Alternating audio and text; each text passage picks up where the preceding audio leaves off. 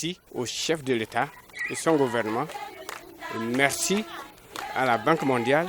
Merci pour tous ceux-là qui se sont mobilisés pour que nous puissions trouver cela pour soulager l'école dans ce milieu de Ponguare marché. Disons merci au chef de l'État pour le projet COSO qui est venu à 5C dans notre quartier Goyamba 1.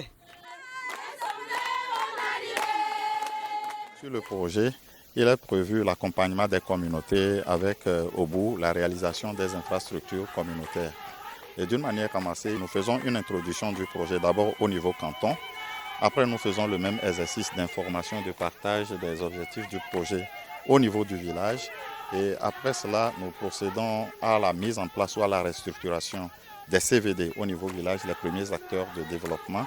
Nous renforçons les capacités de ces CVD, aussi bien sur leur rôle et responsabilité que sur la manipulation des outils, afin de les rendre capables de conduire de bout en bout l'évaluation sociale participative, au bout de laquelle chaque communauté sort avec un plan d'action villageois.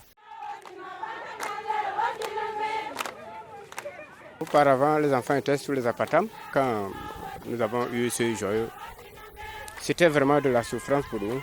Nous avons plaidé devant la communauté et quand le cadeau est arrivé, la communauté a trouvé que c'est ça qui est primordial. C'est l'école qui est primordiale. Il faut qu'on construise les bâtiments. Et nous sommes soulagés. Avant, nous souffrions beaucoup. Les femmes tenaient les bidons. Ils traversaient le goudron. Ils parcouraient des kilomètres pour pouvoir gagner l'eau.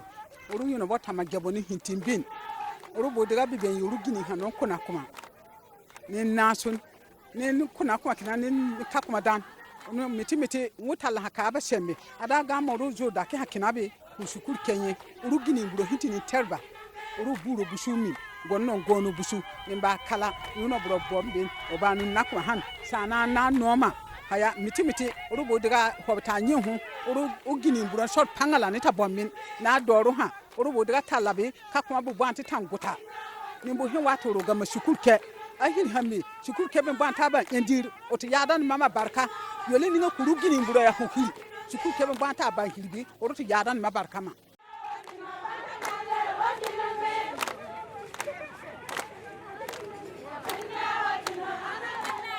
Aujourd'hui, nous sommes en allée pour la séance d'arbitrage. Comme l'allocation du canton n'arrive pas à couvrir les besoins de tous les villages, il va falloir arbitrer.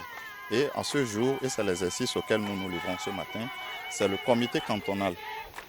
C'est le comité cantonal du développement qui arbitre sur la base de la complémentarité des infrastructures existantes dans leur canton, sur la base de la pertinence des sous-projets et sur le montant du sous-projet.